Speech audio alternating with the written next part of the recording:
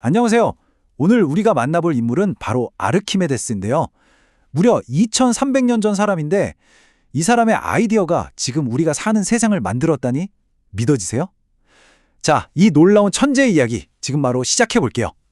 이야기의 시작부터 정말 어마어마하죠. 내게 설 자리만 달라. 그럼 지구를 들어 보이겠다. 와, 이 한마디만 들어봐도 아르키메데스가 보통 스케일의 인물이 아니었구나 하는 게 바로 느껴집니다. 네, 이 사람이 바로 기원전 287년경에 태어난 시라쿠사의 아르키메데스입니다. 당시의 시라쿠사는 정말 번화한 항구 도시였거든요. 바로 이곳에서 수학, 물리학, 공학을 넘나드는 천재가 탄생한 거죠. 자, 그럼 아마 다들 한 번쯤은 들어보셨을 그의 가장 유명한 이야기로 넘어가 볼까요?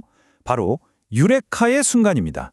이게 그냥 단순한 발견이 아니라 그의 천재성이 번뜩이는 한편의 추리소설 같아요. 이야기는 이렇습니다. 왕이 금세공사한테 순금으로 왕관을 만들라고 했는데 아무래도 이 사람이 은을 섞은 것 같단 말이죠. 근데 문제는 왕관을 부수지 않고는 이걸 증명할 방법이 없다는 거예요. 바로 그때 아르키메데스가 목욕을 하다가 번뜩이는 아이디어를 떠올립니다.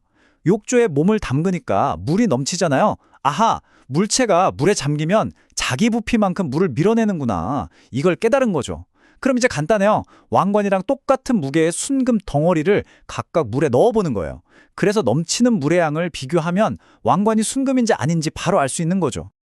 그리고 바로 여기서 그 유명한 장면이 탄생합니다. 이 발견이 얼마나 기뻤는지 아르키메데스가 유레카, 그러니까 찾아냈다 라고 외치면서 목욕탕에서 뛰쳐나와 거리를 막 달렸다고 하잖아요. 네, 바로 인류 역사에 길이 남을 부력의 원리가 발견되는 순간이었습니다. 자, 이렇게 똑똑한 이론가가 어떻게 자기 도시를 지키는 최고의 무기가 되었을까요? 이제부터는 시라쿠사의 수호자 아르키메데스를 만나보시죠. 때는 제2차 포에니 전쟁, 당시 최강대국이었던 로마의 막강한 군대가 시라쿠사를 포위합니다. 이제 정말 절체절명의 위기인데요.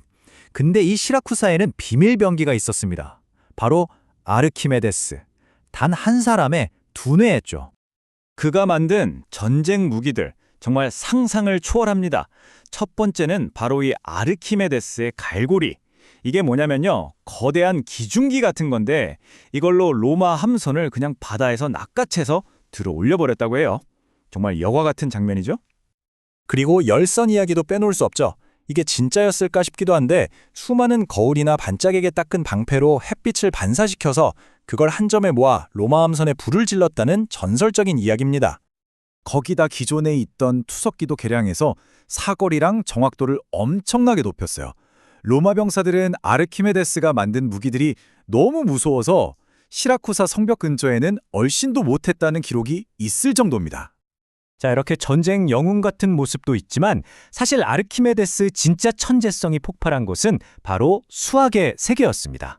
시끄러운 전쟁터를 떠나서 이제 조용히 그의 머릿속으로 한번 들어가 보죠. 여러분, 원주율 파이 3.14 다들 아시죠? 이걸 지금으로부터 2300년 전에 아르키메데스가 어마어마하게 정확한 값으로 계산해냈습니다. 그 값이 3.1408에서 3.1428 사이다 라는 것까지 알아냈어요. 이건 정말 대단한 발견이었고 당시 건축이나 공학 기술을 한 단계 끌어올리는 계기가 됐죠.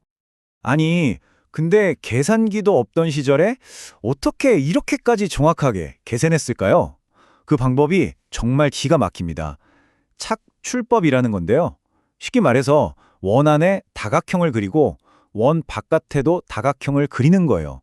그리고 이 다각형의 변 개수를 점점 늘려나가는 거죠. 무려 96개까지요. 그럼 다각형이 점점 원에 가까워지겠죠?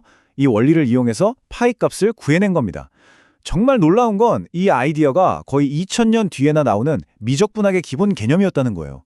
시대를 얼마나 앞서간 겁니까?